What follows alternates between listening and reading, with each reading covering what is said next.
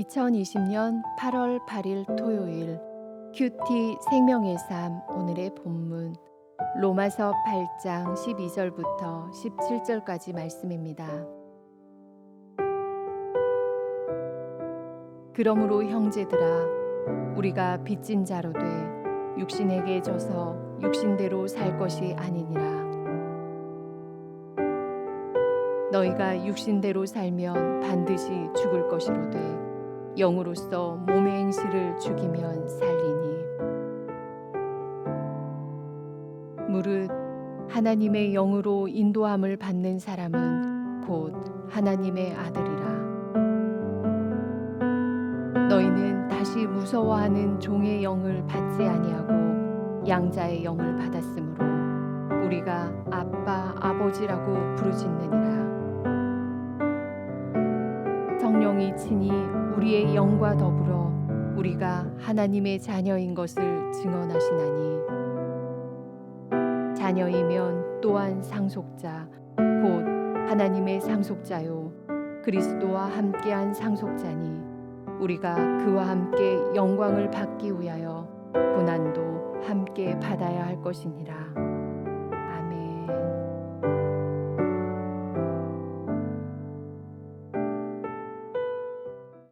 큰 빚을 졌다가 그것을 회복한 사람이 있다고 생각해 보십시오. 그 사람이 여전히 엉뚱한 곳에 돈을 헤프게 쓴다면 그것을 좋게 볼 사람은 아무도 없을 것입니다. 성도는 주님의 크고 놀라운 사랑에 빚진 자들입니다. 우리가 구원을 얻기 전에는 육신에 따라 죄 가운데 살았습니다. 육신과 죄에 빚진 자들이었습니다. 해결할 수 없는 무거운 죄의 빚을 육신에 지고 있었습니다. 내가 저지른 죄의 빚을 나는 도저히 갚을 수가 없었습니다.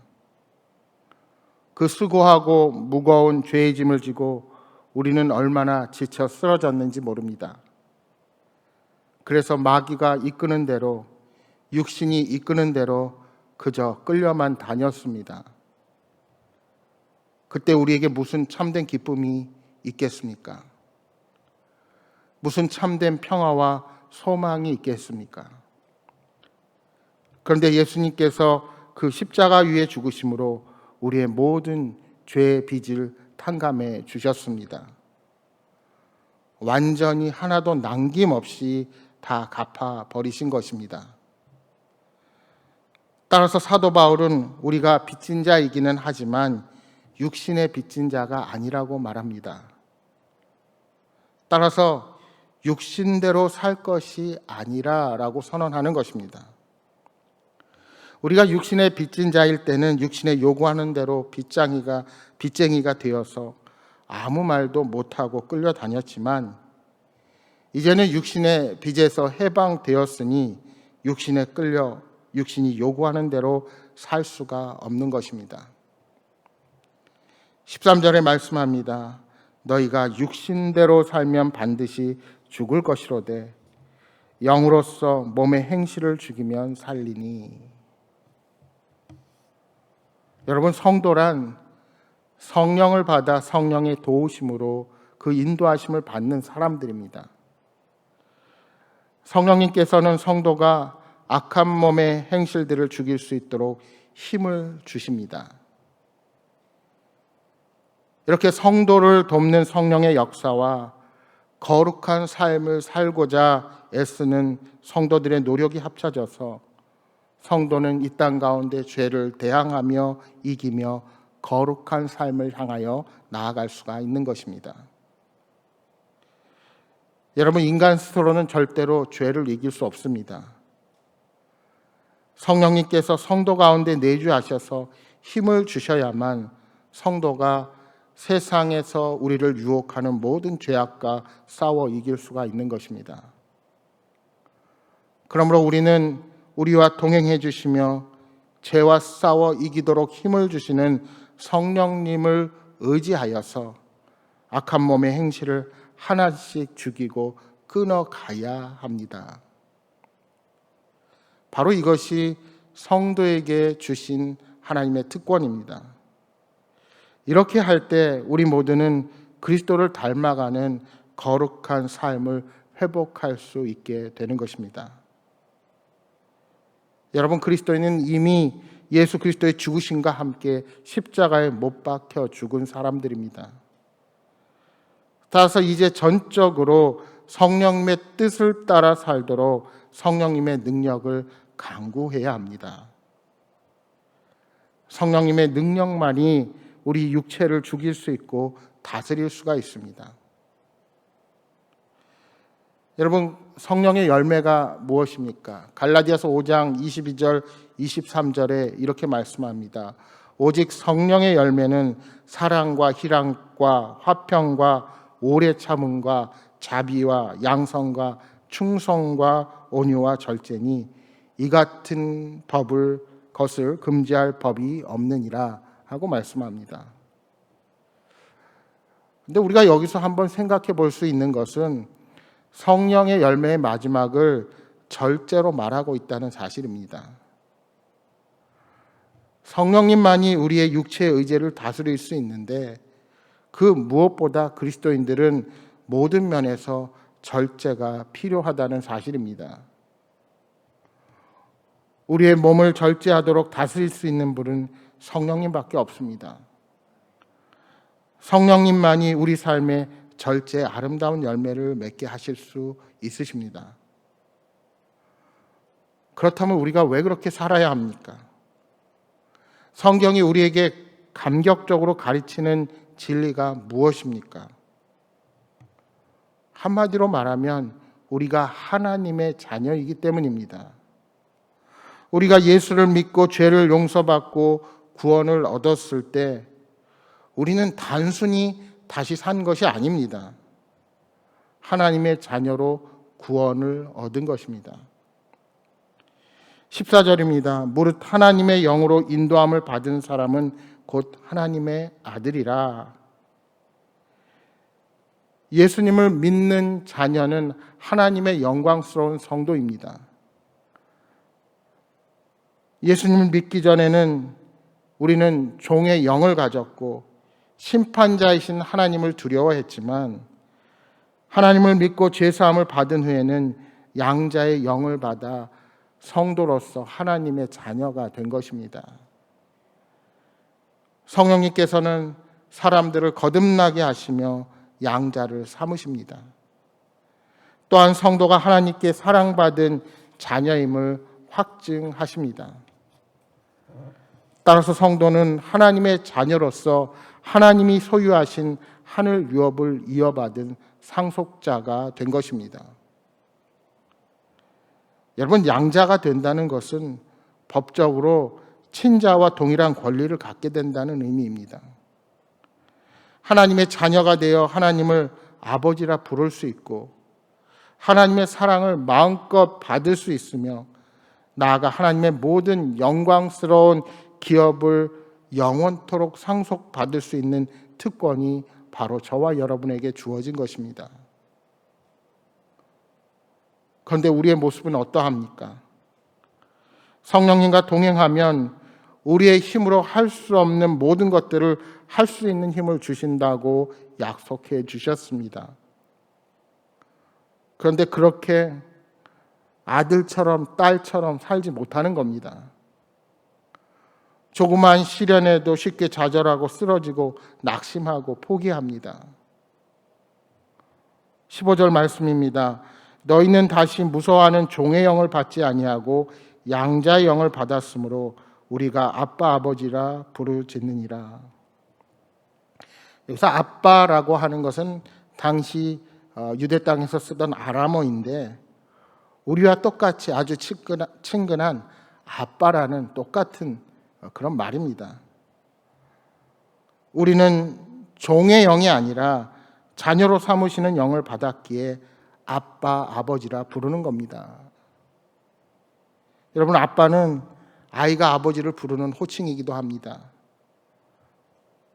여러분, 어린아이들은 친구들과 사이에서 풀이 죽어 있다가도 아빠만 오면 기가 살아서 우리 아빠다라고 자랑을 합니다. 여러분, 왜 그렇게 이야기할 수 있습니까? 그것은 아빠가 최고라는 아빠에 대한 전적인 신뢰가 있기에 가능한 것입니다. 바로 우리 여호와 하나님이 우리에게 이러한 존재입니다. 우리가 아빠, 아버지라고 고백할 때 종의 영, 사단의 영, 죄악의 영들은 모두 물러가고 내게 있는 고통과 시련과 아픔은 아무런 문제가 되지 않는 겁니다. 그 주님만 믿고 따르고 나아갈 때 나의 모든 문제를 해결할 수가 있는 것입니다. 이제 그리스도인들은 하나님을 아버지라 부를 수 있는 자녀가 되었습니다. 따라서 하나님의 자녀로서 영광을 받고 은혜를 상속받으려면 예수님처럼 고난받는 것이 마땅합니다. 왜요? 하나님의 자녀로서 아버지의 일에 참여하는 것은 당연하기 때문입니다. 여러분, 성령님을 따라 산다는 것은 내 욕심대로 사는 것이 아니라 성령님의 인도하심을 따라 산다는 것이기에 때로 늘 좋은 일만 있는 것은 결코 아닙니다. 때로 고되고 힘든 일도 인생의 한 훈련이기에 우리는 감당하고 헤쳐 나아가야 합니다. 어린아이를 돌보는 아버지가 위험한 순간에도 최선을 다해 아이를 지키는 것처럼 우리 아빠 하나님도 언제나 우리를 지키시며 위험으로부터 보호하시고 돌보시는 분이시라는 사실을 우리가 결코 잊어서는 안 됩니다. 하나님의 자녀가 누리는 또 다른 특권 중에 하나는 우리가 하나님의 유업을 이을 상속자라는 것입니다. 여러분, 이것은 우리의 영적인 미래가 보장되었다는 것을 의미합니다. 상속자는 부모의 재산에 대한 권리를 행사할 수가 있습니다. 이처럼 하나님은 우리에게 하나님 나라의 놀라운 영광과 기업을 주시겠다고 약속하셨습니다. 그런데 상속자로 부모의 유산을 제대로 관리하기 위해서는 그만큼의 준비가 필요합니다. 자격과 능력이 안 되는 자녀가 유산을 물려받으면 그것을 제대로 관리하지 못하고 모두 탕진해버리고 맙니다. 그래서 하나님은 우리가 하늘의 유업을 잘 관리하고 누리기 충분하도록 우리들을 훈련시키시고 합당한 상속자로 빚어 가시는 것입니다. 우리가 그리스도와 함께 하나님의 자녀라는 영광에 참여하기 위해서는 예수 그리스도께서 경험하신 것처럼 고난을 통해 절대적으로 하나님께 순종하는 법을 배워야 합니다. 여러분, 어느덧 한국교회는 부흥의 시대를 지나서 영적인 큰 도전 앞에 서 있습니다. 젊은이들과 다음 세대들이 교회를 떠나는 위기의 시대를 맞이하고 있습니다. 이제 우리는 코로나19를 맞아서 해외로 다른 종족들에게 선교를 쉽게 하지 못한다고 선교의 문이 막혔다고 생각하는 분들도 계시지만 사실 이제 엄연히 따져보면 오늘 대한민국의 땅끝은 우리의 젊은이요, 우리의 다음 세대들입니다. 이제 세상이 그리스도를 미워했던 것처럼 우리 역시 세상에서 미움을 받고 박해를 경험하는 그런 시대 앞에 서 있습니다. 그러나 어떠한 고난이 닥쳐와도 하나님은 우리 곁에 함께 하시는 분이십니다. 사랑하는 여러분, 오늘 하루를 시작하면서 하나님의 자녀가 된 사실로 고난과 어려움 중에도 마침내 얻게 될 상속자의 영광을 생각하며 진정한 평안과 기쁨 가운데 살아가시는 여러분 모두가 되시기를 주님의 이름으로 축복합니다. 오늘 주신 말씀 생각하면서 함께 통성으로 기도하겠습니다. 주님, 우리가 복음의 빚진 자로 살아간다는 사실을 늘 기억하게 하셔서 늘 하나님의 구원의 은혜에 합당한 삶을 살게 하여 주옵소서. 오늘 하루도 성령님 저희의 삶을 붙들어 주셔서 믿음으로 이 길을 걸어가게 하여 주옵소서 하고 기도하시기 바랍니다. 또 주일을 준비하는 손길들 위해서 기도하여 주시고, 특별히 코로나19의 방역이 지치지 않도록, 또 우리가 주일 예배 가운데 모든 방역을 철저히 하고, 또 우리 행복한 교회 성도들 어디 있든지 하나님 건강을 지켜 보호하여 주옵소서 하고 기도해 주시기 바랍니다. 또한 여러분 가져오신 간절한 기도의 제목들 놓고 기도하시다가 돌아가시기 바랍니다. 함께 기도하겠습니다.